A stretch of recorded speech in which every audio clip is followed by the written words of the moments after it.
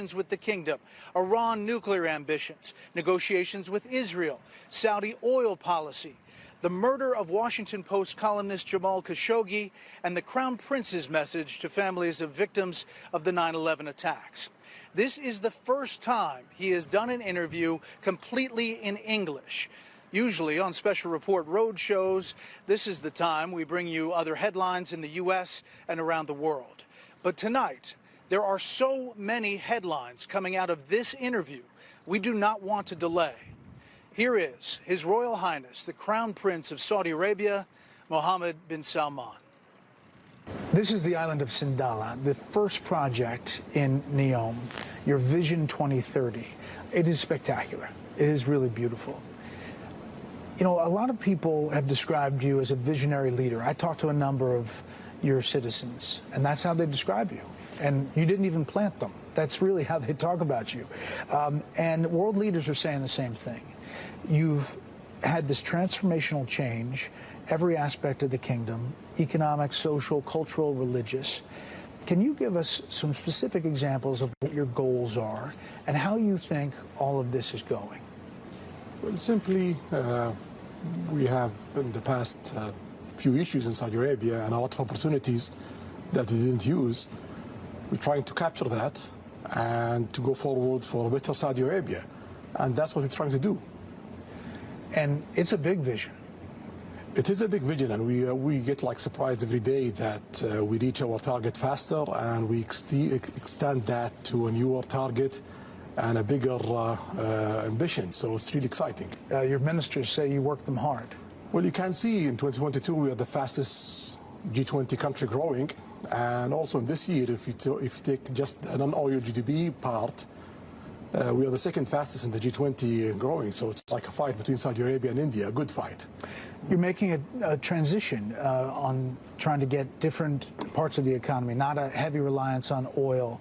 The role of women in the society has evolved significantly. You know, you had this 2030. What do you see 10, 20, 30 years for Saudi Arabia?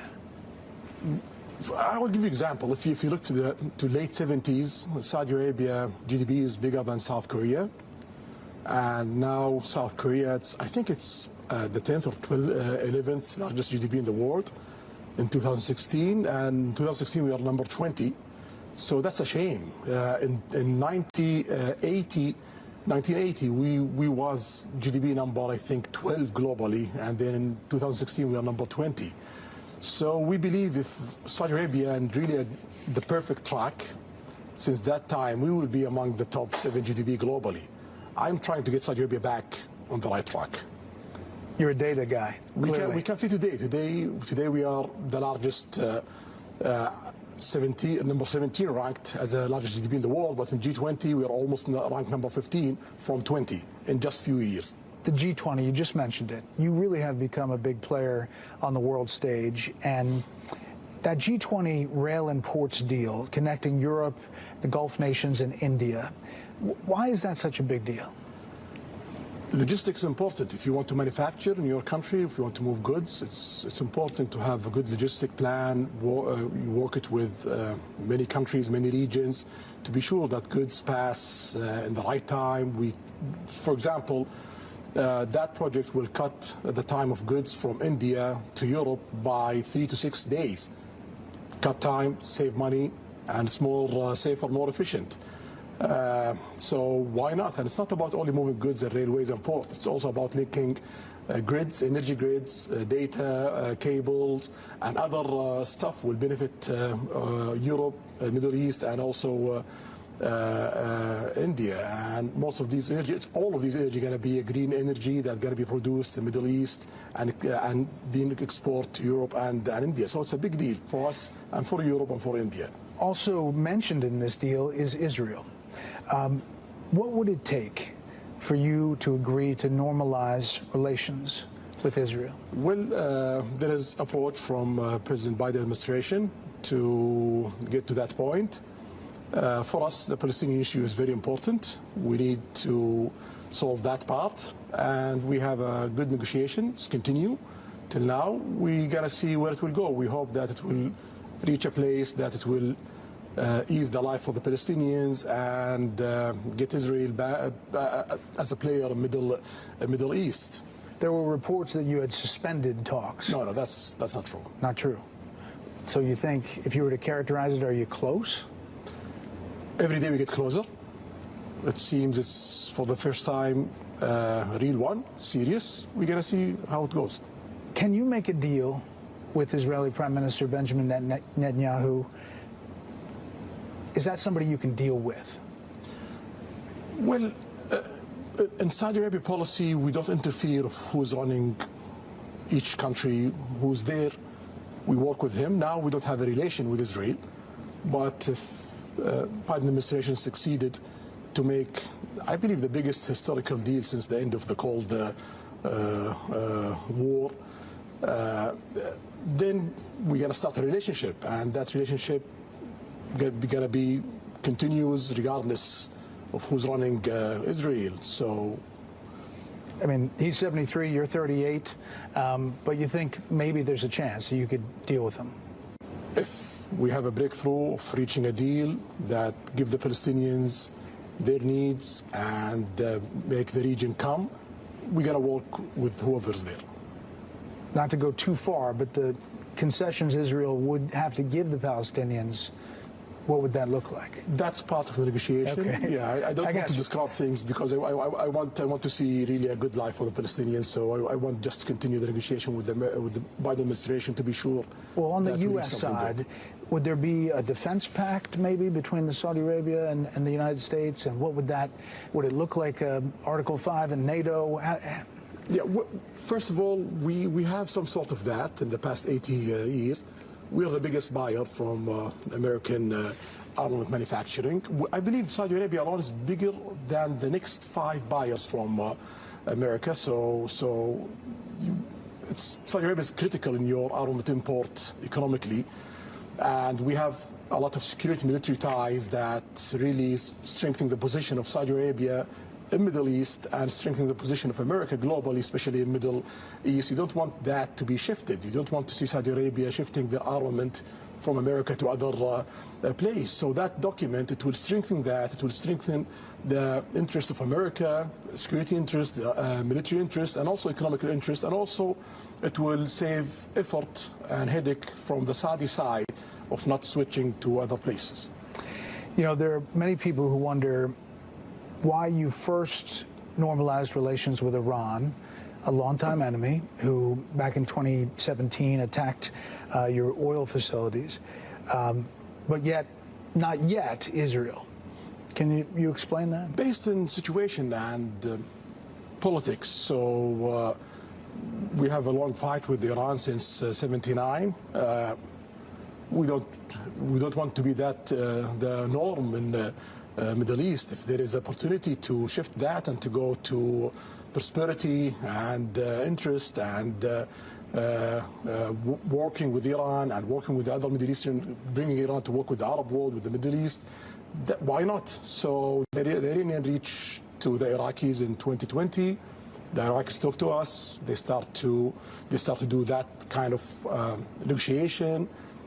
We have few obstacles. China come in, solve it, and then we have a good start. We hope that continues. We're trying our best, and also what we see from the Iranians, that they're taking this very seriously and they are doing their best. So we're investing in that. That's a big change, and clearly you can see outside the box on these deals. You know, you can look to that. Are you concerned, though, Iran gets a nuclear weapon, about them getting a nuclear weapon? Well, we are concerned of any country getting a nuclear weapon. That's a bad move, and you don't need to get a nuclear weapon because you cannot use it. Even if Iran gets a nuclear weapon, any country use a nuclear weapon, that means they are having a war with the rest of the world. The world cannot see another Hiroshima. If the world see 100,000 people dead, that means you are in a war with the rest of the world. So it's a useless effort to reach a nuclear weapon because you cannot use it. If you use it, you got to have a big fight with the rest of the world. If they get one, will you? If they get one, we have to get one for security reasons and for balancing power in the Middle East. But we don't want to see that. Yeah. It's just a big change. You know, a lot of the world experts are saying how you can isolate Iran and try to prevent them from doing what they have been doing. And then just the image of your Saudi team, football team, going to Tehran to play is just striking, right? Well, that's good. That's part of the movement, and we see very warm welcome from the Iranian side to the Saudi team. I believe Saudis take that very positively. Iran has been fighting this proxy war in Yemen against you. Just today, there were these high-level talks over the past 5 days with the Houthi rebels inside the kingdom, and the quote from your people is that it was positive. Secretary of State Blinken said that this is a time of opportunity. Do you think it is? Yeah, definitely. Our aim from day one is to have good life for the Yemenis, good life for the whole countries in the region. For us in Saudi Arabia to progress, to do really great progress and great growth and creating amazing economy in Saudi Arabia and have close to 100% of succeeding of what we're trying to get, that means we need a stable region. To have a stable region, you need economical development in the whole region. You don't need to see problems in Yemen. You need to see Iraq going really forward. You need to see Iran going really forward. You need to see Lebanon going forward. You need to see the rest of the region going forward. And we are working with GCC, with Egypt, with other players in the region, and also with the global players, with our allies in America, to make that happen. That's good for the rest of the world, because you see, when the region is disturbed, ISIS come out, Al-Qaeda come out, terrorist attack come out, piracy come out. So we don't want to see these events. You want to see opportunities for American companies, for European companies, for the rest of the world, and for more growth in a place that create problems in the past few decades. I mean, obviously, more than 150,000 people died in Yemen. It's been a big humanitarian crisis, but you all put in billions of dollars to help in that, and it doesn't get covered a lot. Do you think it's close to kind of wrapping up? Well, we are the biggest country in the world who give aid to Yemen in the past and today and tomorrow, and we want to increase that, and also we want to start to invest in Yemen in the economical part in all sides of Yemen, and we are in the process of doing that, even if there is a ceasefire and there is no political agreement yet. But we are trying to push all the areas forward day by day. Just a couple more things on Iran. Do you think it was a good idea for the U.S. to allow Iran to access that $6 billion in exchange for the 5 American hostages? You know, you cannot say it's a bad or a good policy, but what I would say that it's a step. I hope that the Iranians show that getting that $6 million and getting those American backs, it's worth the effort, because that will encourage the world to do more. You mentioned China brokering that normalization with Iran. That surprised some folks. Why choose China in that role? We didn't choose China. China chose you? China chose to be a broker to make that happen. There are signs of change. Obviously, the renewal of relations with Iran, brokered by China, possibly joining BRIC. China's a big component of that. Is the kingdom reevaluating its security partnerships, kind of trying to think of different ways to do it? No, BRICS is not about political alignments. So if you look at the G20, you have like 2 groups inside the G20. You have the G7 and you have BRICS inside G20. We tried to join the G7 at President Trump time, but some of the countries in G7 have like requirement to be part of that. And we are seeing that if we continue for 1 decade without being part of group inside the G20, that could really create obstacles for us economically. So BRICS is an option. They invite us, and we welcome that. And BRICS is not a group against America or the West. You have a lot of allies in BRICS. You have India, you have Brazil, and you have South Africa. Those are also as your allies.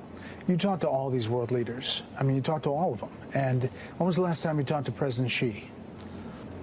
Something around, I'm not sure, two, 4 months. Yeah, we talk a lot every year. Yeah. How do you see him? What's he like? Well, he's trying to do the best for China, and he has all the right to do that. He's a leader of a country, and he wants his country to succeed and to grow, and he have more than 1 billion people, you don't need to see China failing. If you see China failing, it's around 13-14% of the world GDP, and it's around 15 to 20% of the world population. If that country falls, everyone on the planet falls, even America. Yeah. You know, obviously there's a lot of concern in the U.S. about Taiwan. As you know, President Xi, when it comes to that issue, what do you think his vision 2030 is? We announced our policy in that. We believe in one China, and I believe so is America believing in that. There is few arrangement there. I believe the Chinese is respecting that till now, and we're going to look forward how it goes. What about Russia? You deal with President Putin. What's your thought about Russia inside Ukraine? What's happening there is something bad. We don't want to see it. Invading a country, it's something against the rules of the UN. And the Saudi vote against that. The Russians have their excuse of why they did that, of expanding the NATO, etc., of their lists of excuses. But invading a country is really bad. In Saudi Arabia, we have a good relation with Russia, and also we have a good relation with Ukraine. We have amazing and critical trade with Ukraine and Russia. So for us, we try to do our best to push for a few steps to solve this problem. I mean, you tried to host peace talks. Russia didn't come, but I wanted to ask you about, supporting Russia. I spoke to your energy minister, who was fantastic, Prince Abdulaziz, about your decision for oil production cuts. And he told me that it was based on volatility and trying to stabilize the market. There are some supporters of Ukraine who say by doing that and prices spiking that you have essentially boosted Russia's war effort at a time when every country, a lot of countries are trying to squeeze him to get out of Ukraine. So how do you deal with that? So you're talking about support of Ukraine, but how about the president of Ukraine? What did he say? He said totally something against that. He says Saudi Arabia is supporting Ukraine, supporting to solve the problem between Ukraine and Russia, and trying to be a mediator to help in that area. And if we are doing a deal in OPEC Plus country to support Russia, Iran is part of the OPEC Plus country, and at that time Iran was our enemy.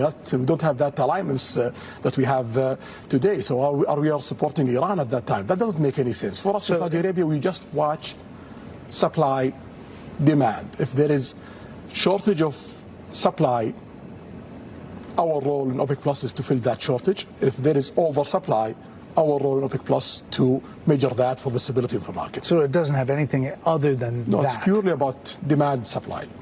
It is coming up on the 5-year anniversary of the brutal murder of journalist Jamal Khashoggi in your consulate in Turkey. U.S. intelligence pointed to you as ordering that attack. I've heard you address this several times, saying you didn't order the murder, saying it was horrible and a mistake, and that as a leader you take a responsibility as a leader of the country. But 5 years later, what do you tell people in the U.S. who still have concerns, and journalists maybe around the world, and maybe potential tourists who would come here to Sindala, that they wonder if anything changed or if it could happen again? Well, we take all the legal measurement that any country took, like when America have mistakes in Iraq, they do investigation, trial, etc. We did that in Saudi Arabia, and the case being closed. And also we try to reform the security system to be sure that these kind of mistakes doesn't happen again. And we can see in the past 5 years, nothing of those things happen. It's not part of what Saudi Arabia do in the last 100 years. It was a mistake, it was painful, and we are trying our best to be sure that we reform our system to work by the book and to be sure that everyone is safe, not in Saudi, the whole globe. Did anyone involved in the killing serve jail time? Yes. Anyone involved is serving jail time. You have to face the law. And you're trying to change the law broadly to make sentences more realistic? More realistic for us as Saudi, not for foreign people. But we believe today it's far away from realistic for us as Saudi. So we are not proud of all of our laws in Saudi Arabia. There was this AP Associated Press article that just came out a couple weeks ago with the headline that said, Saudi man receives death penalty for posts online, latest case in wide-ranging crackdown on dissent. I guess dealing with his posts on X, formerly Twitter. So one, is that true? And two, are you changing that aspect? Yeah, shamefully it's true. So it's something I don't like. Can't you change that? We are doing our best to do that. We already add a few laws. We changed tens of laws in Saudi Arabia, and the list have more than 1,000 items. And in the cabinet, I have only 150 lawyers. So I'm trying to prioritize the change day by day. But we are not happy with that. We are ashamed of that. But the judicial system have to follow the laws, and I cannot tell the judge that do that and ignore the law, because that's against the rule of law. But do we have bad laws? Yes. Are we changing that? Yes. Do you think that guy's going to get killed for the post? Well, I believe there's few steps in the trials. I'm hoping that in the next phase of trials, the judge there is more experienced and they might look at it totally different. Recently in the U.S., we remembered the 22nd anniversary of the 9/11 attacks. As you know, 15 of the 19 hijackers were Saudis. And the 9/11 victims' families, they make their feelings clear, especially around the anniversary, that they believe there's intelligence that somehow links the Saudi government to supporting or facilitating those hijackers. What do you say to those 9/11 families 22 years later?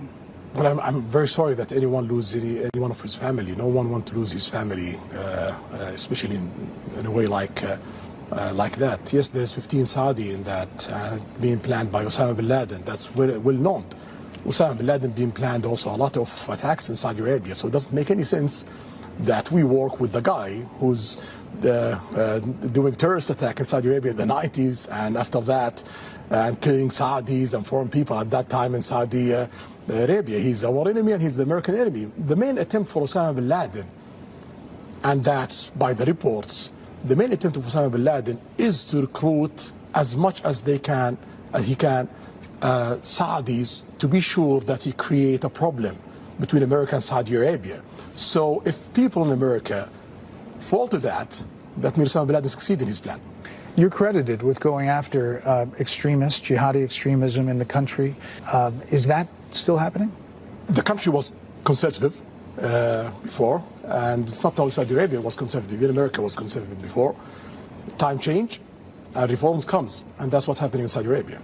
After the Khashoggi killing, President Biden called Saudi a pariah nation. Then he visited here and he had the closed fist, the fist pump. Then it's an open hand recently at the G20 with a handshake and a smile, thanking you for your leadership. It's fair to say the U.S. relationship with Saudi is complicated. How would you describe your current relationship with President Biden? The only thing that doesn't change in politics, that is changing. So always you change your politics that serve your goals as a nation. We have today great work with President Biden. We are working in the big network that we're building between India, Saudi Arabia, Europe. We are working with peace arrangement with Israel and Palestine.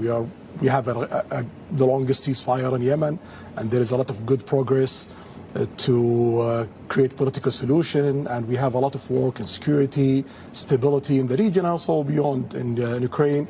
We have amazing work in technology, R&D, 6G investment and R&D in the rest of America, space industry, and many areas. So the agenda between Saudi Arabia and America today, it's really interesting, and we have really amazing relation with President Biden. You talk with him behind the scenes. In the U.S. right now, there's a lot of focus, even from his own party, about his age. He's 80, you're 38, as I mentioned. You've worked with him, you've met with him. What's your assessment? He's sharp, and he's really well focused, well prepared, and so that's what I see. Yeah. Are you following American politics closely? Do you? Sometime, but I don't have a lot of time.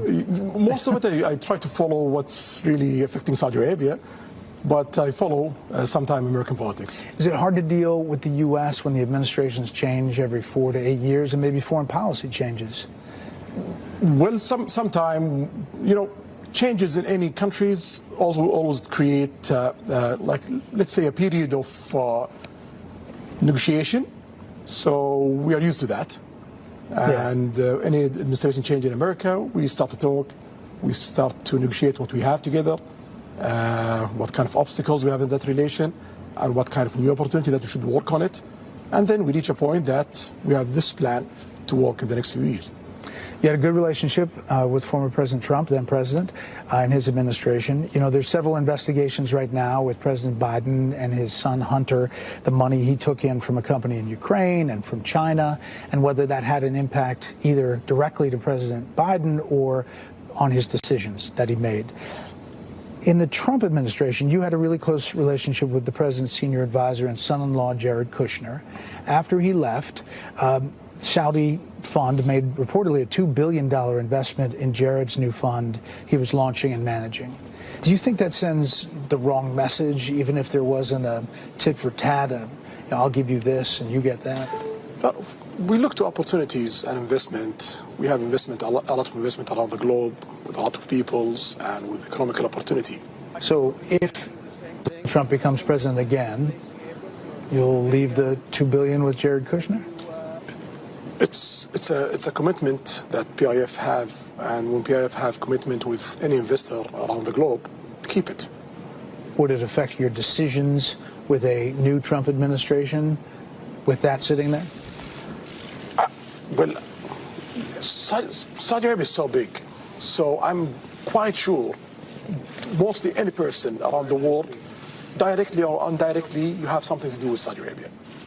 So if that can affect President Trump decision, if he become a president, that means that it's gonna affect every president in the world and every person in the world decision, because directly or indirectly, he have some sort of interest or something to do with Saudi Arabia. Well, there you go. The other question I wanted to ask you is, you're a sports fan. Yes, definitely. Where were you when Saudi beat Argentina in the World Cup, and what was your reaction? I was with my family, my brothers, their wives, their kids, watching the game. And actually, we just want to get out from this game with no humiliation. We get surprised. I mean, it fired up people here. I talked to a ton of them, and they were really excited. Do you think football, soccer in the U.S., is changing the dynamic here, that it's almost another national identity? Well, when we want to diversify our economy, you have to work in all sectors. Mining, infrastructure, manufacturing, transportation, logistics, all that is. And part of it is tourism. And if you want to have tourism, you need to develop your culture sector, your entertainment sector, and your sports sectors, because you need to create a calendar. And we can see tourism used to participate in Saudi Arabia GDP by 3%. Today it's 7%. Sport, it used to participate in Saudi GDP by 0.4%. Today it's 1.5%.